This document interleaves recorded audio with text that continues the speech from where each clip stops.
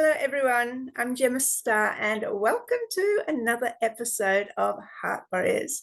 Heart Warriors is a series I've been guided and inspired to do thanks to my energetic connection to Katajuda, the sacred masculine site in Central Australia, and very close to Uluru, our sacred feminine site.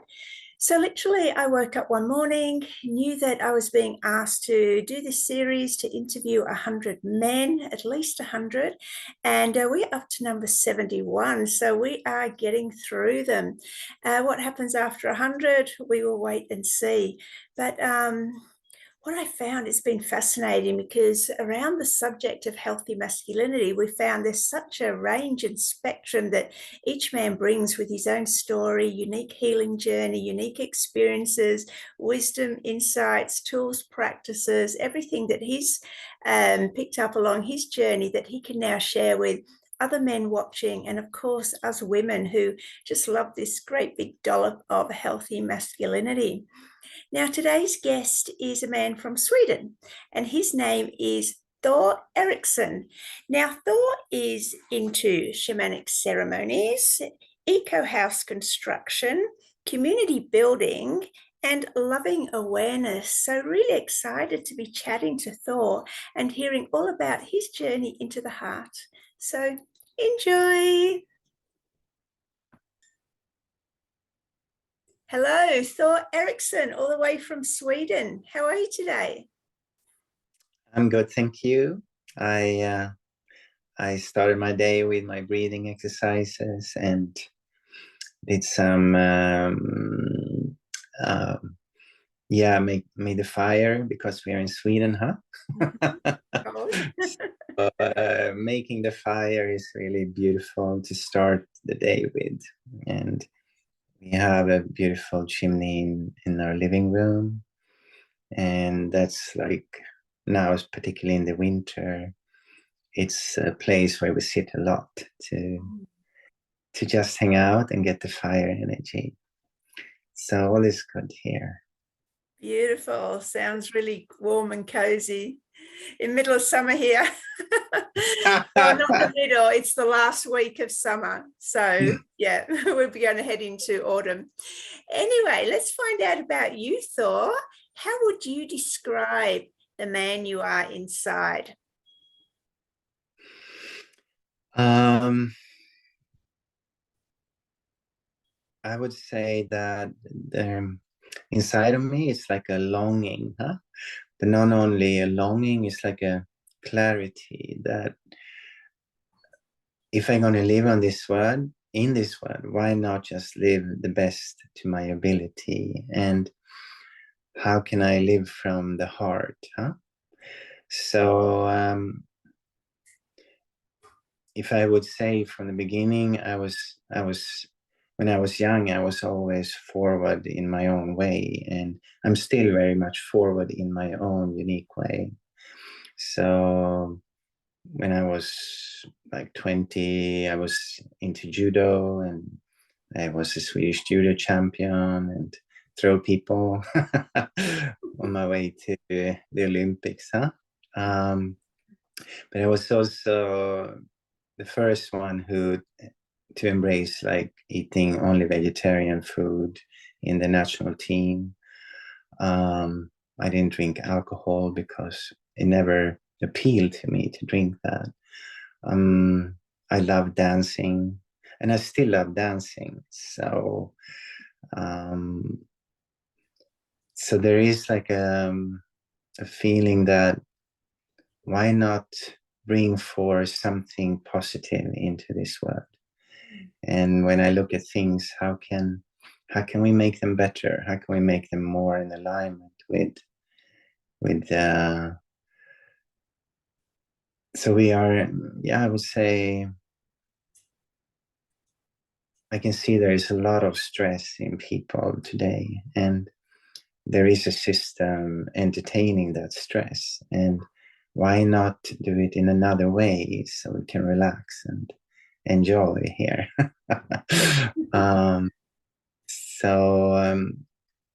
I love reflecting all the time on things from a spiritual point of view. And how can we bring force? So we could say love is the ruling force, huh? Guiding force. Yeah, even a better word for that. So it's like always looking at in what way can I find balance and harmony. And this is in the shamanic approach, which I've been studying for many, many years, maybe 25, 26 years. We always ask us what brings balance and harmony. Because you may have very good ideas about things, but do they bring balance and harmony? That's a good question. It can be a guiding force in everything we do. And many times when I look at my own life, I find it's not always easy to find this balance and harmony, because I discover we are so big. We are not only in this physical body, we are connecting to the collective. We have the soul, we have mental body, emotional body, physical body. So there are so many aspects that needs to be congruent with certain things in order to achieve balance and harmony. So true. And yeah, so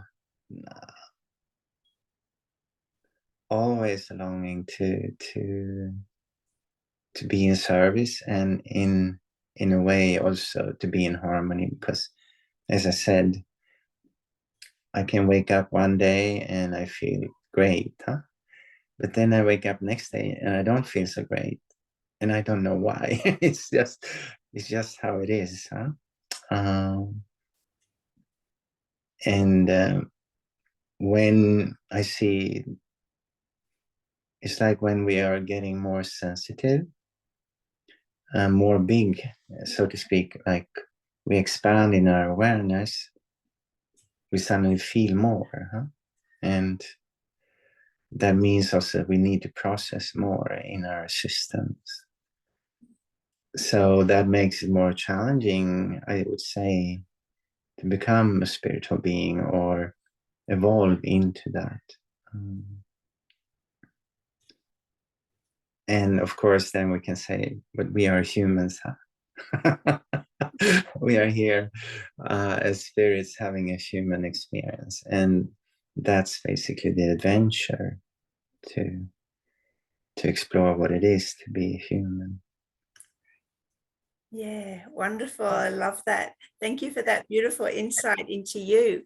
So let's get into your childhood, Thoor. What was the major challenge that you had to overcome growing up?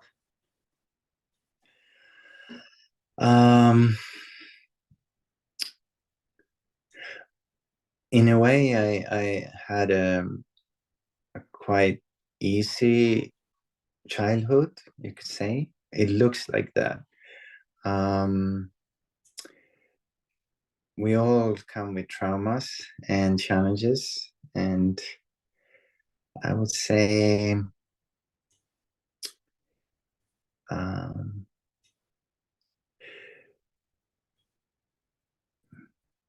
it's a very good question. So, for example, I was the one that was very strong, huh? And I wanted to be righteous, so I didn't like when, for example, someone oppressed themselves onto another one, huh? So when I was 9 years old, 10 years old, I started to learn judo. But I remember already in first class when I started, I was 7 years old. I had to fight with some people in my first days. I had to go to the principal because I was fighting because someone tried to oppress themselves onto me, huh? And so I think I had a very strong feeling for righteousness. And of course, that could, yeah. So a sadness could come if people didn't honor their word or being respectful, huh? And oh yeah, that is one of the things. I think I many times been feeling lonely, right? Like no one understands me, and trying to be someone who fits in, huh? Yeah, to get this love. And the sadness, I think, has been about that if I'm not playing the game, I'm not loved. You see that, huh? And learning to play the game had made me sad because I know somewhere that it's a game I'm playing. I'm not authentic, huh? As a child. Huh?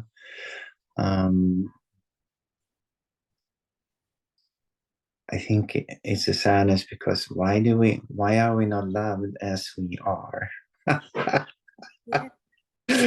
That I think that was the question I asked myself as a child also.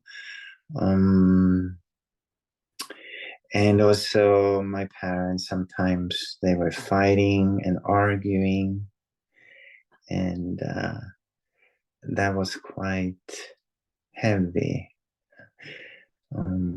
When they did, that many times they were good friends, but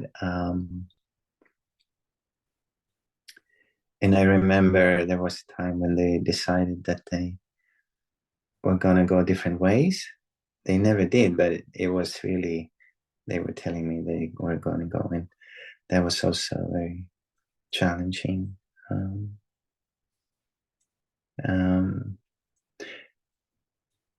I remember we were like a team of people because I lived in a smaller community of houses, and we were children playing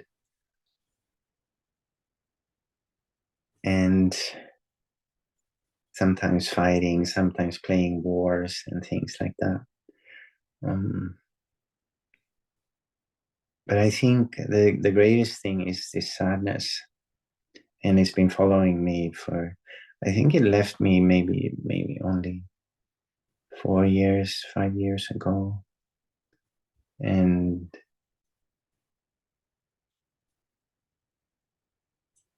how is it that we can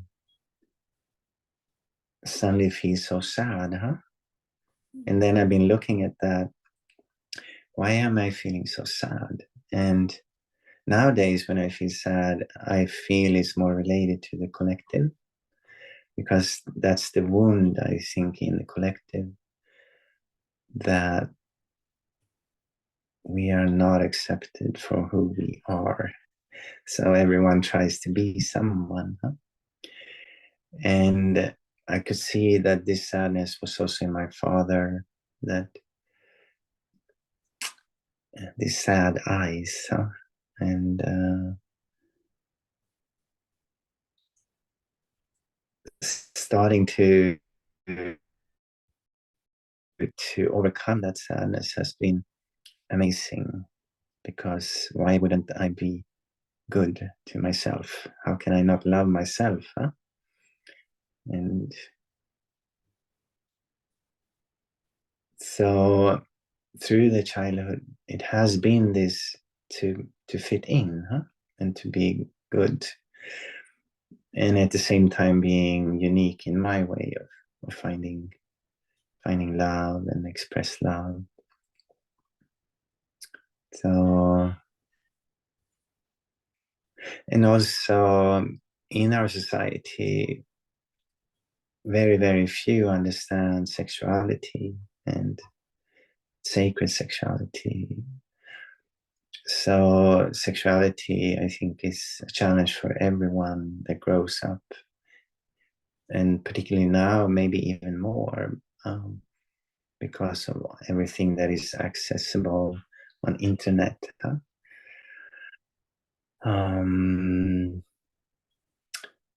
So I think if we go back when I was born, it's a long time now. I'm getting older too.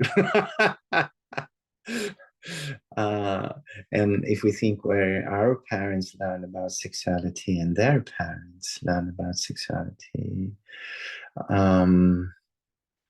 in the shamanic approach, we talk about 7 generations back, and 7. What I do here also affects 7 generations forward. So sexuality has been a challenging subject, I would say, and how to relate to sexuality in a way that makes us happy and joyful and energized, right? And what we men learn about sexuality is not really good in our normal society. It's highly dysfunctional, and we think it's normal. So what's your definition of sacred sexuality? Well, sacred sexuality is first, I would say that we don't need to do anything. That's the first step. And the second is, or let's say the first step is we come from our heart.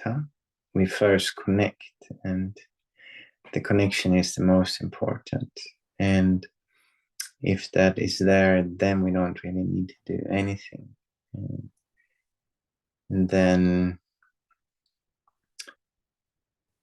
it's an exploration of each other, exploration of joy, exploration of intimacy. Intimacy. I love when we translate it to that. Intimacy, into me see, right? So first of all, it needs to be trust, that we trust each other. And if there is trust, then that's a very big foundation. And of course, playfulness, which is coming from love, which is love for me is to care, right? When people say I don't care, it means to me more that they are not present, they don't feel, they don't touch. How can we not care for everything, right? It doesn't mean that we need to engage in everything. It means that we can care, right? To care is to want to know from a space of heart. And so sacred sexuality is about evolving from the moment. Then we let go of ideas and concepts and breathe and embrace. So when we are in love, our eyes will reflect that. So we can see there's like soft eyes and loving eyes. And that means we are caressing with our eyes, for example. The other one. Yeah. Beautiful. I like how you said that, the sacred sexualities was connection based, as opposed to what is normal in our society, which is goal orientated and performance orientated, right? So that for you, to clarify, is that what you're saying is the main difference? Yeah. Performance has nothing to do with sacred sexuality. Performance actually kills that space. It moves you into that you want to be somewhere in the future, and and then you lost the connection because you're not there. And for me, that has been one of the challenges, because if I don't trust that I'm good as I am, I want to be something that I think they want me to be. Right. And then I lose the presence, and then I get nervous, and so when I was young, I couldn't make I couldn't I could have sex, but I could not really have intercourse because I got so nervous, you know. And I was thinking, well, maybe I will not be, maybe I cannot have children or anything like that, you know. Because when a man gets nervous, it doesn't work for him, you know? And now we have gotten in our society is so strange. We have, for example, what they call Viagra, huh? And that is, instead of dealing with the nervousness that I had to do. And I met a woman later when I was 21. It was still very young, huh? But my first sexual relationship happened when I was 17, and she was 15. And again, that to perform, huh? And so I became just so nervous. So it didn't work, and she broke up with me later, and that repeated with some women, huh? Because I met a lot of women. I was like Swedish junior champion in judo, very physical in a way, and I love dancing also at the time. I still do, but I could dance a lot at that time. So when I went dancing, it was for hours and hours. As soon as they opened, I started dancing. I danced until they closed, right? So in that sense, there was a lot of joy there. But in the sexuality, I had to face this nervousness. And when I was 21, I met this woman. She was 19, and she was so loving. And she taught me how to relax. And she said, doesn't matter, just want to be with you, close to you. And she helped me to relax and to realize that that was not important for her. So at a certain point, it just worked. And I was 21, and we were just smiling to each other because it was a step that happened organically because we relaxed, and there were no investment that we needed to go anywhere more than be intimate, huh? So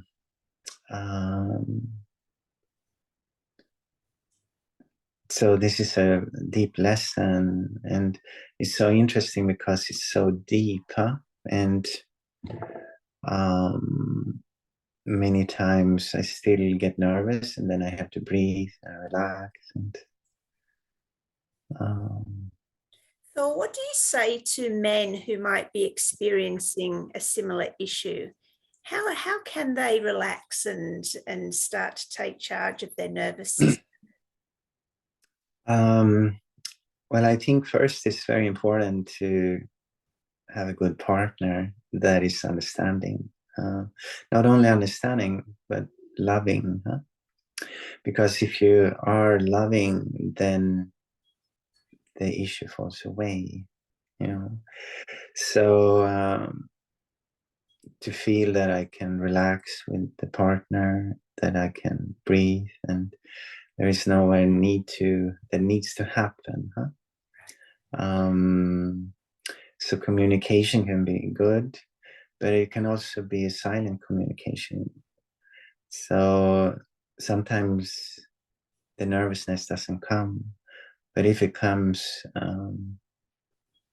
it is to open the communication and allow that to be understood, that, wow, I got really nervous right now. And the beautiful thing is, every time, because that's what I am,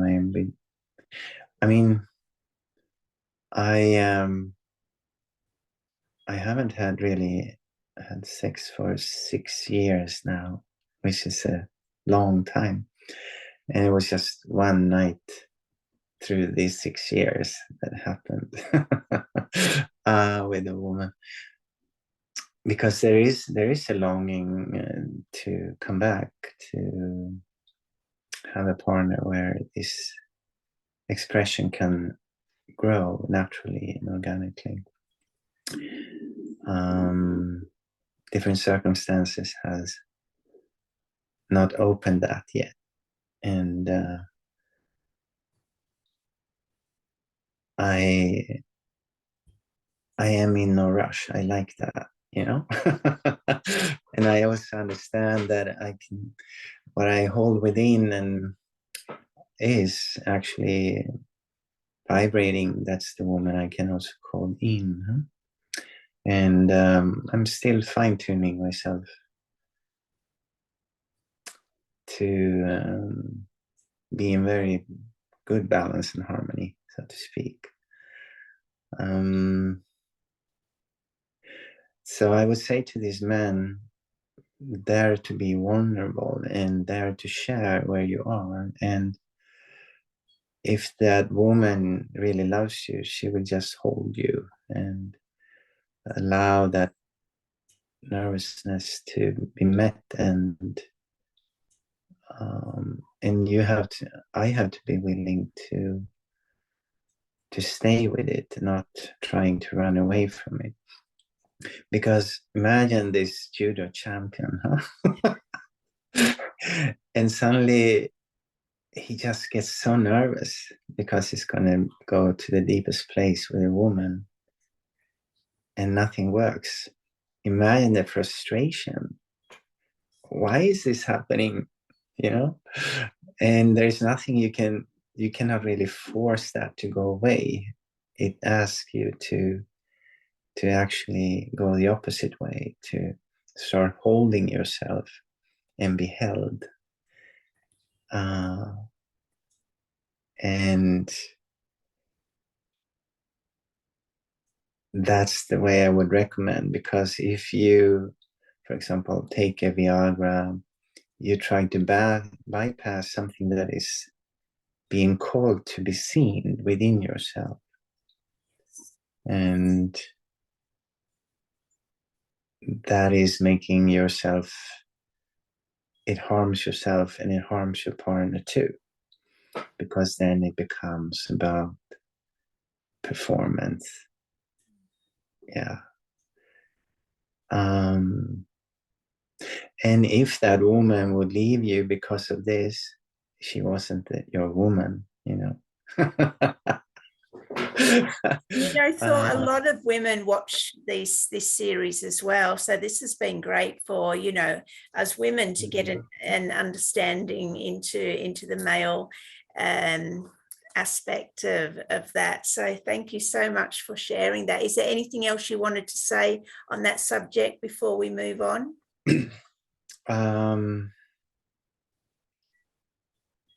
Well, intimacy, playfulness, no need to do anything. Explore, huh? Curiosity. Yeah. And exchange of giving, receiving. And of course, in the Tao, we talk about holding the energy, circulating the energy.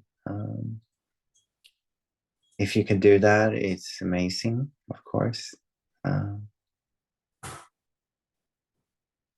Otherwise,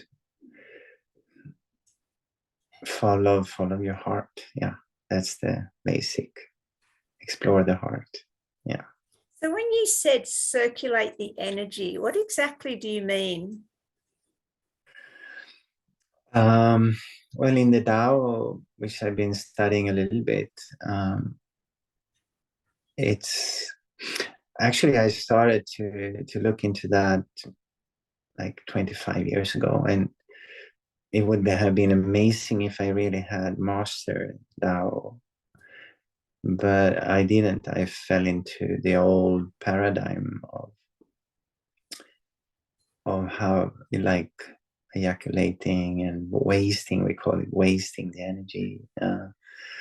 In our society, we call it orgasm, ejaculation. But orgasm is something, it's like it can come very fast and it's very short, and afterwards a man feels usually quite sleepy and tired because all that energy went out. And in the Tao, you learn, you practice to recognize when an orgasm builds up, and then you stop maybe 10 degrees before it really explodes.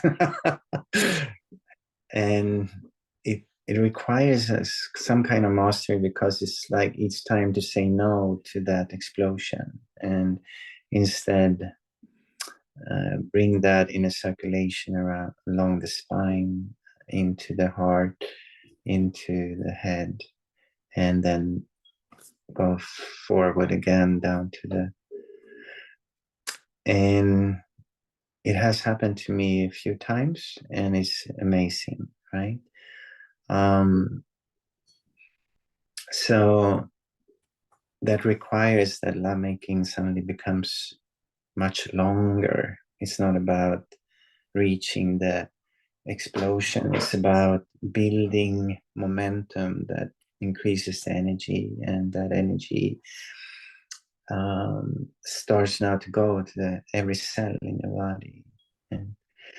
And when it happened to me, for example, when it reached the heart, it was like an explosion in the heart, not in the joints or groins, and that made a super difference. So this require a willingness to explore something that is out of the ordinary, right? And if the woman also practice that, it means that the intimacy will go to another level of existence. Men and women, when they just go for the first orgasm, it's short and intense, and usually there is a feeling afterwards of being used or having used the other one. So unfortunately, there is mostly in our society, it is that we're using each other for our own pleasure instead of coming together to share the pleasure and give pleasure. So when we know that we are using the other one and act together in that sense, then after the orgasm, because the orgasm is very pulling, and then explosion, and afterwards there is a sad feeling and a feeling that you don't like your partner because that partner used you, and you don't like yourself because you used your partner. So this creates separation instead of unification. So this is a very deep subject, because are you feeling really happy afterwards, or are you feeling sad and used? So that's what Tao, it makes a huge difference. And we talk a lot about Tantra today also. And in the shamanic approach, we also talk about that the woman is the receiver and the man is the giver. And in Tao, both becomes giver and receiver, and the energy circulates. So it is a big subject for this planet, and I think it has the potential to, if people choose to really take on the challenge, because it's a challenge. We need to go against all our instincts to go to the next level. But the reward is immense. Okay, so what is the reward? Well, the reward is that you keep your energy and you don't waste it. So when you circulate the energy, even if you, so we call it self-pleasuring instead of masturbation. It's like you gain, and if you just do self-pleasuring with yourself from that space, that can also be for an hour or two, because it's very, you become very sensitive and you start circulating that energy. You inhale it, you bring it to your cells, and when you do that, you energize your system. Each time you masturbate for a few minutes and then let it go, it takes about 2 weeks for you to build up, as a man, to build up new sperms. And it goes a lot of vital life force during 2 weeks to build up this energy again. And then if you masturbate every week, or some people every day, then you lose that life force all the time, and it goes a lot of life force to build new sperms again. But it's not only that, it's like you drain yourself from your life force. You get old earlier, you get cold and flu much easier. So the other way is to, in the Tao, it says we are cultivating our soul, or our astral body, energetic body, so we can stay young and fresh all life. That's the difference. Yeah. Oh, wonderful wisdom. Thank you, Thoor. Okay, let's move on. Let's look at your adulthood. What would you say was your lowest point, your rock bottom moment? What was happening there? Well, it's when I'm entering into self-denial, that I'm telling myself I'm not good enough, that I don't have what it takes. It's discovering that I'm my own greatest obstacle, so to speak. And at a certain point, the beautiful thing with my life is that I'm exploring the spiritual path. The spiritual path means that you are open to the greater you, I would say, that you are connecting to the divine, to spirit. I'm also looking at myself as my own creator of life. So even when I realize I'm going really down into a muddy hole, I know that I'm causing it to myself. Which is at least a little bit better than people who believes that the outside is ruling their life completely. Because in my scenario, I can find a clue to my misery within myself. In their scenario, many looks for a clue outside of themselves. Right? So if the power lays outside, then how can I change anything? I can't. Then I need to manipulate my partner, my job, my boss, the politicians of this world, and so on. Huh? And I feel like a victim. Here, I sometimes could have feel like a victim to myself, right? And my own misery and my own belief system. And so at a certain point, at the lowest point, well, there have been some lower points. Huh? It has happened when a partner that I lived with canceled our relationship, huh? Broke up, as we say. At that age, I was seeing that, I was feeling that she was the only one in my whole life. I could not live with her. After that, I would be lonely and alone. And I would never have a woman again because she was the only one, you know? Right? And holding that belief system made me so sad. So when she left, I was crying and crying and crying for months.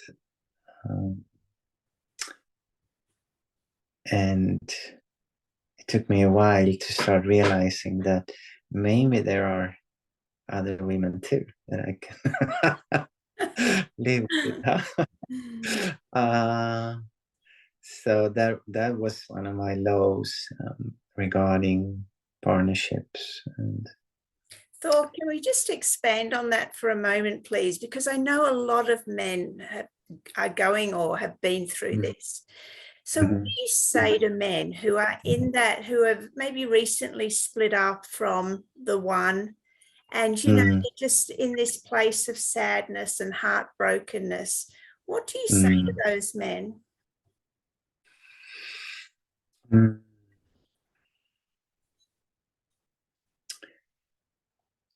Well, I would ask them first to look at their belief system. Why is she so important? What is the power that he is giving to her? Huh? As I said, my belief system was that she was the only one. Maybe also their belief systems. Many belief systems can be like, I'm not good enough. No one wants me. Now I need to start over again, and no one gonna want. Yeah, it's all these ideas that we hold as the truth within ourselves. So I would ask them to look at what kind of truth are you holding that creates this pain. I would say there is also, when someone leaves you that is very close to you, you need to go through this heartache. Because, for example, in the shamanic approach, we talk a lot about fibers or strings. It's like a string going into each other. Your energetic field is connected. And when you break up, there is a letting go of this energy that you hold together. It's like we talk about the third body. 1 + 1 is 3, huh? So This is also very important. Why are you coming together? Are you coming together as two halves or two full beings? Huh? And this is what I would like to come with my next partner, that I want to come as a whole being, because 1 + 1 then is 3. Otherwise, half plus half is 1, you see. So why were you together? Was it to feel a dependency, codependency, or interdependency, to nourish an interdependency, that 1 + 1 is exploration of who you are, and you share something that becomes greater, instead of the other one is neediness. I need you to be there, and if you're not, I'm miserable, right? So this is two distinctions. So a man, where are you in relationship, in this relationship? Why did you come together? So there can be a wounded ego, I'm not good enough, or it can also be simply the pain of letting go of someone you love in that intimacy. And for a while, then please cry, let it out, let it be felt, and just mourn. Mourn is a good thing if we are mourning to let go. Self-victimization can go on forever if we don't address it, and then we will mourn forever, because as soon as we think about that person, we go into the self-victim, and then we feel sad and rejected and all these things. So I would say, look at what is the perspective you're holding. If you feel sad, let go, just feel the sadness, cry, and still look at your belief system. Are there any ones that it's time to let go? And is this letting go opening up for a greater relationship to happen? So don't run into the next escape, which many men love to do, and maybe women too, I don't know. But I could see myself that, okay, let's get a new woman that gives me what I need. And that's why also there is no rush today, because that's not what I'm looking for. I'm looking for someone that holds her space and can hold herself with love. And in that, it's the exploration of love and intimacy. So I guess that's the answer for this man. Fantastic answer. And I say too that 1 and 1 is 3.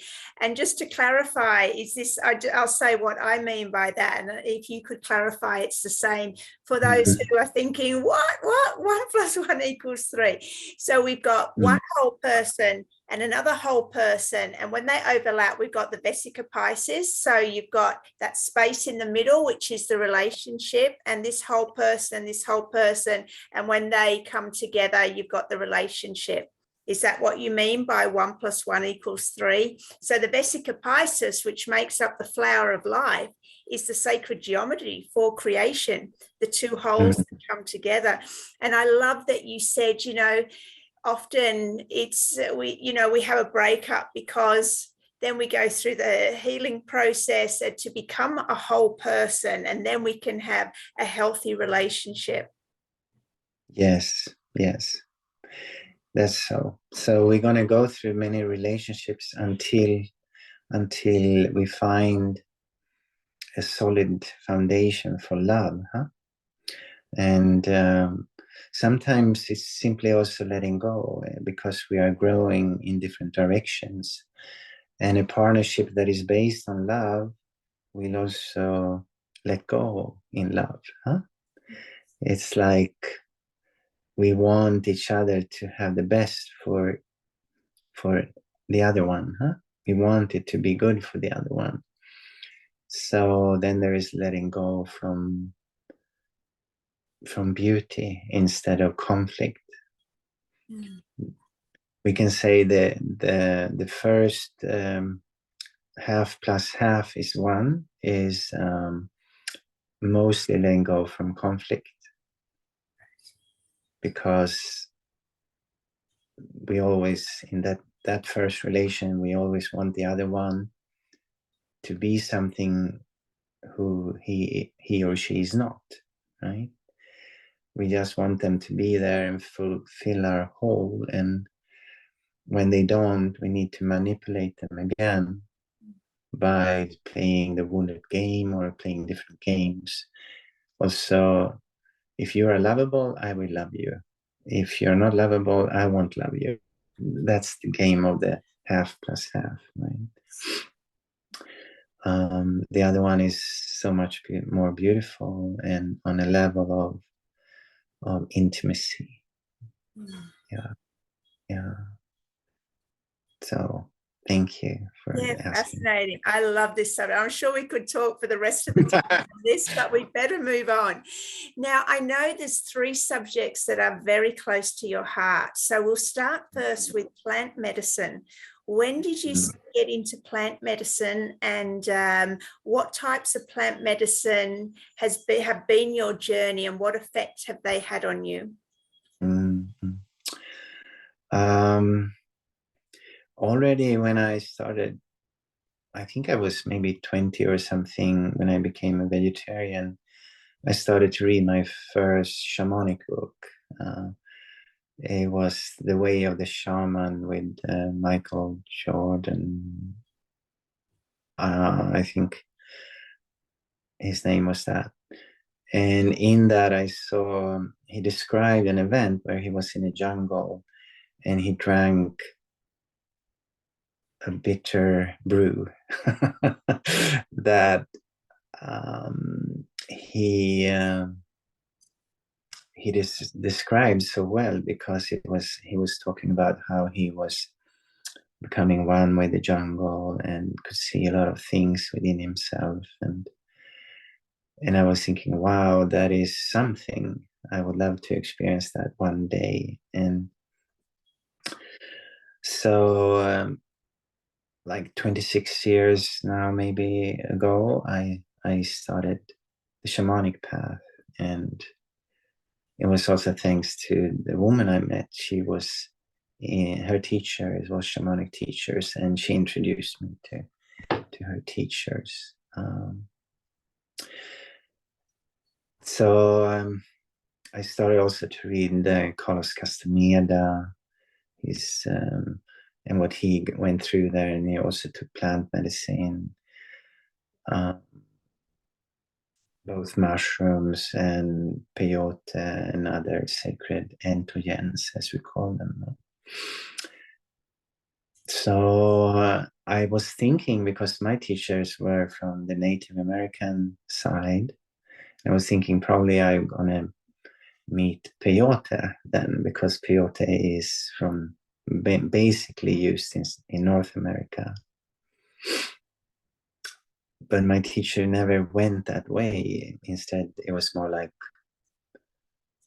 sweet medicine in sacred ceremonies. So sun dances, sweat lodges, rites of passage, the medicine wheel, sacred space, and so on, that we learned there. And sacred pipe and talking stick and things. It was very beautiful. And yet it was this longing for understanding through plant medicine. And I actually did, like, my first exploration of that was with the Swedish mushroom. The Swedish mushroom is one of the most potent psychedelic mushrooms in the world, actually. It is So that opened the portal to see a little bit more from that space. But I just did a few of them, and then since I was so deep with my shamanic teachers, Native American teachers, I didn't go there, and they didn't really encourage it either. So, and one day I just felt it was time, and I was invited to a ceremony in Sweden with a shaman from Brazil. Mm. And that was the first time I took ayahuasca. And it was just mind-blowing to me how what he showed me in the first day with the medicine. I could see all the separation I held within me. So judgments, for example, how I was judging other people, how I was judging myself, how self-importance, how I felt I was more important than others. And many things came there. And I felt so like someone would have taken me with a hammer, smashing me to the ground. Devastated was the word, because I was shown so many things about myself that was quite tough to see. And I was thinking, how can I be all this and still be like a human being, because it was straight into my face that this is what you do to yourself and to others, and when you do that, you close your heart and you cannot be connected to the heart. So the first night was very, I remember it still, and it's 13, more than, probably 15 years ago now since I did that. And luckily it was 2 nights, so we could journey another night, because I just felt very devastated and sad and shocked, basically, because I was seeing, I was thinking a lot about myself as a super good guy. Right. Putting myself as better than others, and so ayahuasca is very direct, particularly if you ask for it, and I did. So when the second night started, the ayahuasca, because the ayahuasca communicated very clearly with me, it was like saying, okay, where do you want to go? You want to stay where you are and live your miserable life, or you want to take a jump? Right. So I said, okay, I want to jump. Show me what I need to know, right? And it started to, it was like a cobra was coming in front of me, and it started to bite me everywhere, and particularly in my chakras, like, and I could feel it was like initiating with me with energy, right? So when our chakras are boosted with energy, they start to spin more, and the garbage within them is also seen more clearly. So a lot of things happened, and I had to face them, and in the end, somewhere halfway, it was saying to me, okay, where is your heart? And I said, I can't feel it. I don't know. I don't know what love is. I can't feel my heart. And even if I looked within, I couldn't, I didn't know what that was. And so suddenly, because I'm working a lot with that nowadays, but that time maybe not. But suddenly Jesus Christ showed himself in my vision, and he, yeah, this is strong, right? He said to me like this, mirror yourself in me, he said, because I couldn't see myself, and I looked him in his eyes, and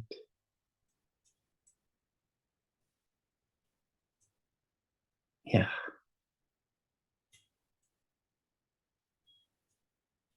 and this is where I could see love. I could see love in him. It was like,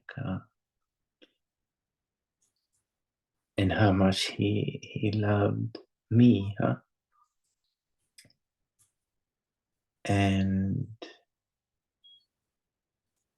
I can see his eyes now again. Right. So that then started to open something in me, and I could start to feel the vibration of love. And then, since I had practiced shamanism for so long, I also knew that we can call upon our multidimensional selves too, and ourselves in all these timelines. So in that space, I called upon all my lifetimes, and I asked them to come and witness this love, receive this love from the great master. So suddenly it was like thousands and thousands of me, aspects of me, looking at Christ, and we all received him. And I could feel something started to shift in there. And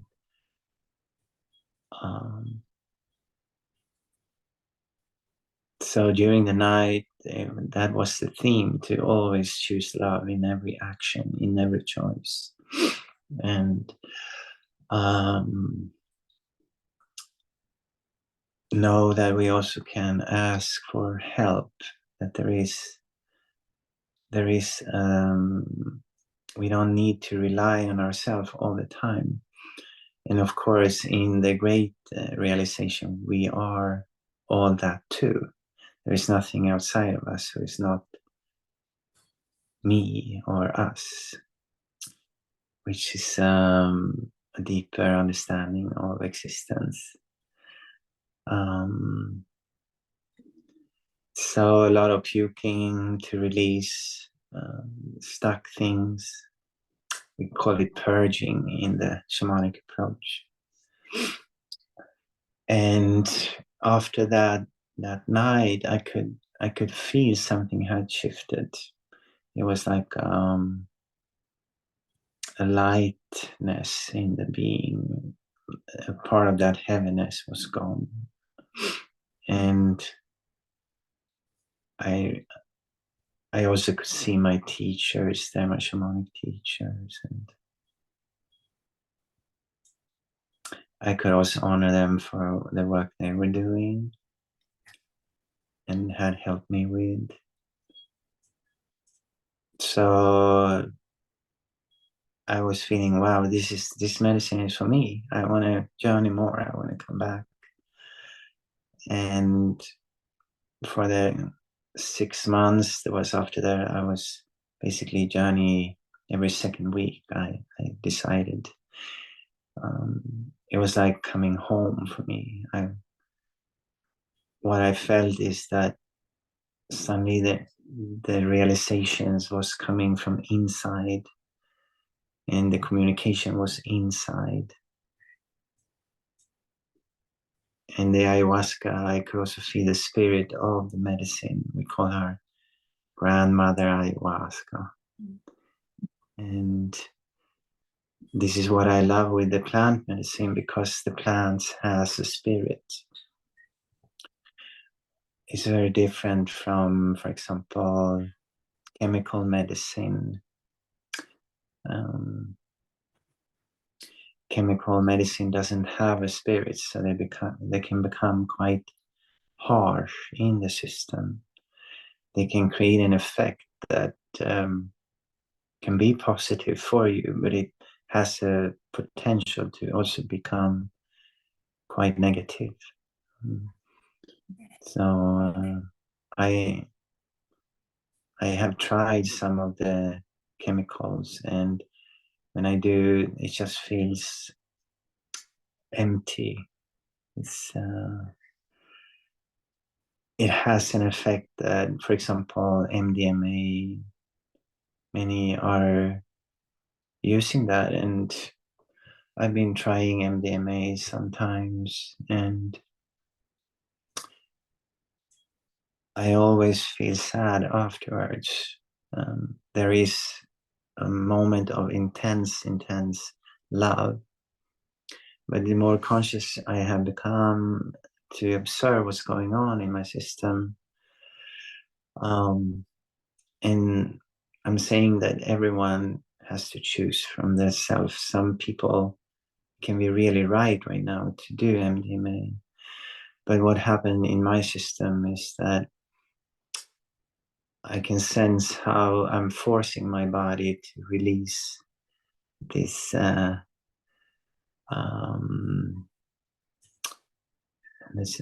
I forgot the name of what we are releasing. Serotonin, huh?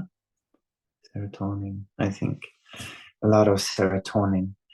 So I can feel how it just starts to release, and that starts to increase the feeling of joy, happiness, and it's artificially induced. Huh? So my body is wondering, why do you need to borrow from us to feel good? Because it's like you borrow from yourself. And if you do MDMA too much, you will run out of, for example, serotonin, and it can be a very, very hard backslash. For people that have never experienced happiness or joy, it could be valid. It could be something they could use to at least experience what it means to feel joy. So the beautiful thing with ayahuasca, it takes you to the core of your inner wound, inner trauma, inner issues, so to speak. And when you go there and transform it, it will shift the perspective within you. And when that perspective change, you release the trauma, you transform the trauma, or it simply doesn't exist in the same way anymore, because you change your relationship to it. That's the difference. So, for Fascinating. example, yeah, Yeah, it's good because I've never done, I've never journeyed with right, plant medicine. So very interesting to hear. Is there yeah, anything else that needs to be said on that before we move on to, I know, another big passion of yours? right, right. Um, well, if you're gonna journey with entheogens, we call them entheogens. This is plant medicine that works to enhance your awareness and increase your ability to feel love, to be present. Then there is a great recommendation: never do it alone. Always do it in a setting where someone is guiding you that you can trust. That's it. Yeah. Yeah, very important. Mhm. Thank you for bringing that up. Mhm. Now, I know Yeah. something else you're really passionate about is building the healthiest houses in the world. This sounds Right, right, very exciting. What's happening and how do you build a healthy house? right. Well, I will make it quite short. Um, the houses we live in right now is usually built on economy and um, how can you make the simple house that you can live in that is still nice but is built on material that usually are harmful for yourself. So modern society has made a house very with plastic and material that fumes into the house. So normally you have maybe 10 times bad air than inside the house. So many houses actually make you allergic, sick, and you get flu and you get problem with your nose, throat, skin, eyes, and depression. So I was thinking because I've been building my last three houses that I've been living in, I built them myself. And each time I've been building a house, I've been thinking, how can I make a house more in harmony with ecological thinking, um, healthy thinking, right? So by building these homes, I've been feeling, wow, this is beautiful. And one of the houses I was building, the house architect, this city architect, he said it was the most beautiful home he ever been in, huh? And this is also how can we make a home that invites us to thrive. And when I do something, I would like to do it in the most holistic way. Why not, right? Why we repeat things that we know is not good for us? So then I started to dream about a healthy home, and so I found methods for how we can. Well, the first thing is to know that nature is our mother, and nature knows how we can live in the best way. Basically, we are the only species that lives inside a home almost 90% of our time. And very rarely we go out, and particularly here in Scandinavia where it's so cold and rainy, huh? So if we're going to be inside, why not make it healthy for us to live inside? So by imitating nature, we have technology that imitates nature. And of course, we can also imitate nature in the best way, and actually bring nature into our homes too. So I find hemp to be the best material in the world. So I like to use hempcrete to to make the house super insulated, breathable, organic. So the air that comes in is good for you. Then you can use technology with negative ions, the super boost with negative ions, which if you are at a waterfall, you will have a lot of this. You go out in nature, there's more negative ions. They help to vitalize your skin, your breath, inhale, keep you healthy, strong, energetic. Lights, full spectrum lights that follow nature, like morning, day, evening, So it affects your production of melatonin, for example. When you go to sleep, all curtains has to be completely dark. Then you super sleep, because the brain, when it's super dark, you get all this melatonin that makes you sleep deep. Simple things like grounding. You ground the floor. We need to ground ourselves, so we walk barefoot on earth. And when we go into the house, we disconnect from that. But now we're going to connect the floor to earth. So when you walk inside, you are grounded. So naturally, you get ions coming up in your body. Naturally, electricity goes in, that goes out. We are blasted with Wi-Fi today and other things. So if you take a measurement and put it between your fingers of electricity, you will see it goes up pretty high, the electricity you hold in your body. As soon as you ground yourself, it goes down to almost zero. So already in this house, the electricity will not affect you the same way. So it's so many things, and feng shui, higher ceilings, organic paint, everything is organic inside. Water purification, so you drink, instead of muddy water, you drink clean, structured water that also is infused with hydrogen. And hydrogen is just a super antioxidant that goes into your system, protecting your cells. The insulation is so that you don't need to heat it hardly. A little bit, just a little energy to heat it. And it will be basically self-sustainable, these homes. So with their own energy going around. Oh, low power mode. Are you there? I'll pause Yeah. for a moment.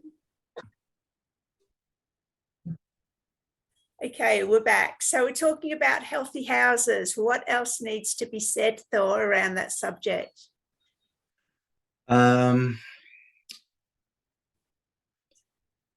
We could say that the homes also reflect the new consciousness that we want to bring into this world.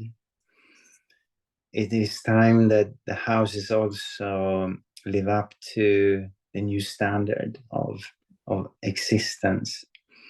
So in a home like this, it's very easy to stay healthy, because everything in the house supports your body to stay healthy.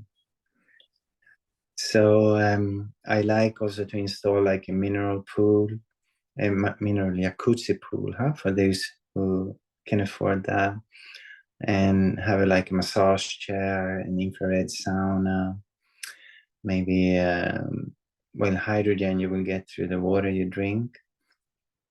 So only hydrogen has the potential to keep you healthy, because it takes away, even if you have cancer, it heals the cancer if you drink hydrogen water.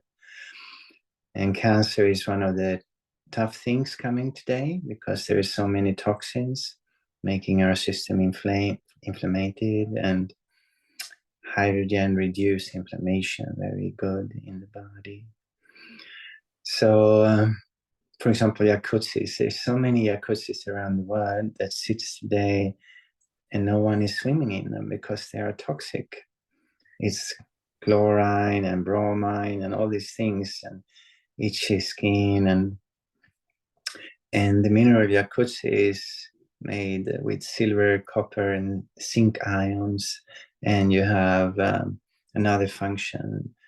So when you go into that pool, or it's just so lovely. You can get massage in the jacuzzi 2 times a day, and I did when I had one, and my skin was just soft and wonderful. So things like this, why don't we do that? And the vision is that more and more people can be self-sustainable.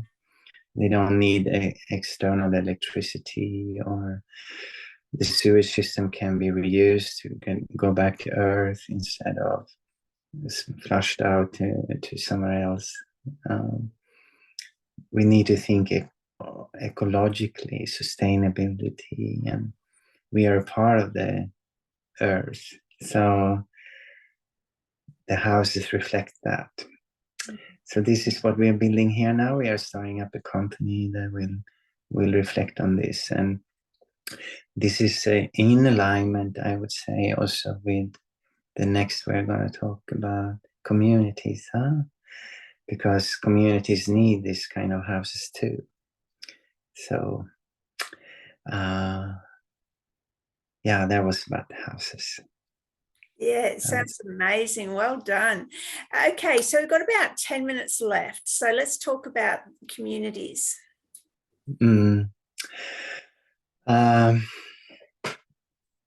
I've been looking into this with communities for many years, and I can see that it's getting ready now for people to go into communities. What has kind of puzzled me is how to do it in the best way, and it still is a mystery. Because there are many tests, and people have tried communities, smaller communities, bigger communities, and a lot of them have failed because of different reasons. And I'm also looking at what are we doing in this society, because everything is related, and we are basically pushed in to become a product of society, because we need money and we need to work to get money, and it's not so many work for us light workers, where we can earn good money to be in service of this earth. So I've been envisioning a community that is also a new nation. So I'm looking into that. How do you actually go by to start your own nation, micronation, and how can that nation express itself? Because if we have our own jurisdiction, now if I'm written here in Sweden, I'm under the jurisdiction of Sweden. But the interesting thing, if I write myself out of Sweden into another jurisdiction, I'm becoming under their laws instead, and tax system. So what if I would create a micronation that has its own jurisdiction, and you write yourself into that jurisdiction instead? Suddenly a lot of possibilities open. So how can we bring land into the new nation? Because if we do that and the land is owned by the new nation, we can also have a greater freedom of expression. We can support ourselves instead of supporting a dysfunctional system. We can design our own villages. We don't need permission to grow our own food or sell raw milk instead of pasteurized milk. It's a lot of it's a lot of opportunities that opens when we walk out of a system and walk in a new system that is designed for greatness, and designed from what can I do to be in service of the greater good for all living beings, not only humans, but nature, animals, plants.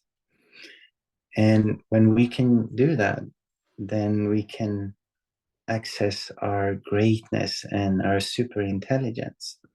So in this new society, we will have free energy or self-generating energy.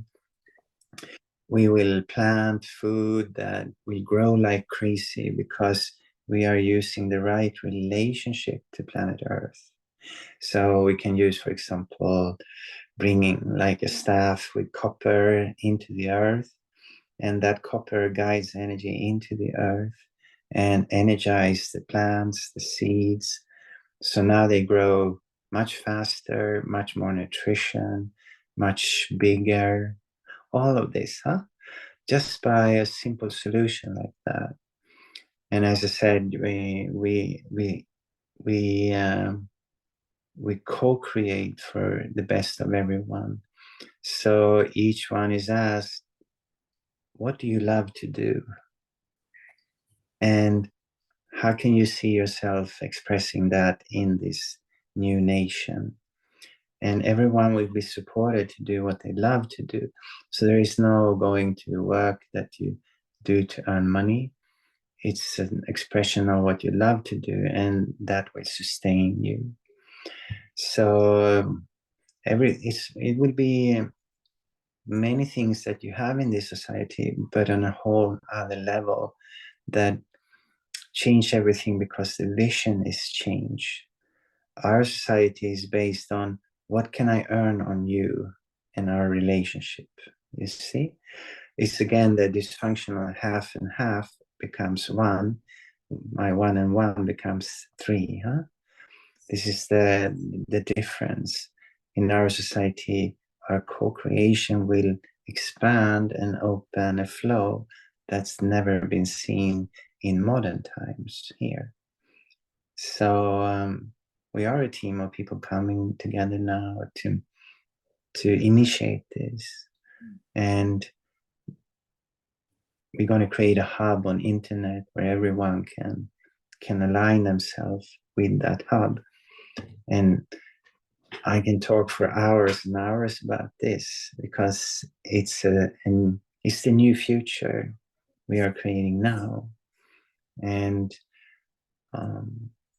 it's basically a paradise coming forth because we are bringing it forth from our own heart and our own connection to the divine, and we see ourselves as the creators of our existence. So there are no victimization in this new relation to yourself and planet Earth, I would say.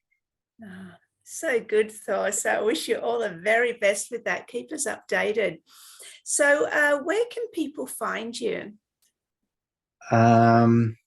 Well, on social media, they can find me under, for example, Facebook, Thoor Eriksson. And they can also write to my email. What we are creating right now is everything is becoming new. So it's like a child or a childbirth almost, It's a child still in its belly, and so there are no web pages. There is nothing yet except they can look for me, and we can post my email there, for example. Yeah, I'll put that all in the Yeah, description below. yeah. And on Facebook, they will find me under my name, and they can follow me there or befriend me there. So it will happen a lot, but it hasn't really happened yet. I would say it's birthing. Yeah, really. Yeah. That's so exciting. So, Thoor, what's your final message to men that are maybe struggling a little at the moment? What would you say to those men?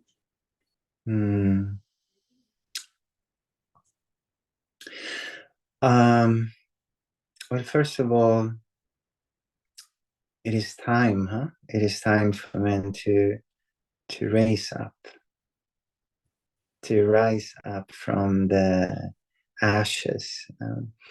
It is time for us to let go of the old concept of man.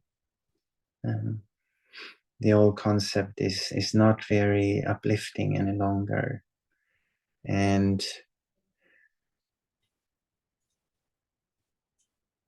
we talk a lot about the divine masculine and what the divine masculine is standing for. As I see it, is like, how can we protect the women now? How can we protect the feminine? So the feminine can do its thing because it needs to come forth now. So when we create something, also, how can we listen? How can we use that feminine? We need to become both masculine and feminine. And of course, feminine also needs to embrace the masculine from the divine masculine. So it's not about us being on top of things. It's about how can we co-create things now together for the benefit of everything, the feminine and the masculine. How can we give up to be too forceful? We need to be forceful but sensitive. We need to be going forward, create from a listening perspective. Before we didn't listen, that's why there are wars. We just go with this masculine power and a lot of force, but also a lot of suffering. And this has been for many thousands of years, this masculine principle.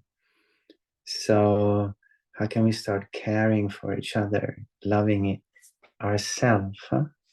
Because that's where it starts, with self-love, self-care, which is the feminine. And this is what we can be, strong masculine protecting the feminine inside and outside. Yeah. Thank you. Thank you, Thoor. Were you finished? Yeah, I was finished. I think that's all of it. It is time for one final question, because you have brought the heart into this so often. So where does the heart fit into this from the masculine perspective?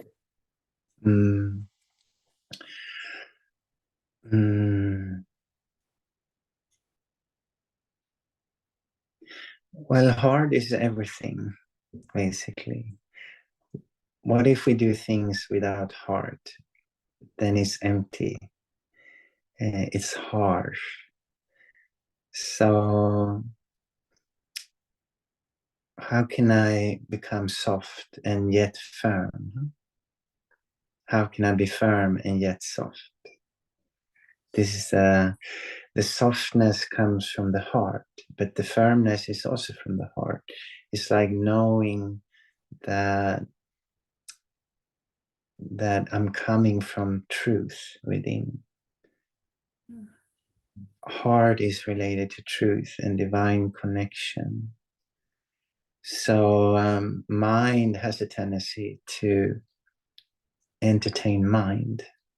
So it can go around in loops, and it wants to create solutions from there. And in the ayahuasca, for example, when I work with that, the intention is, how can we come back to our heart?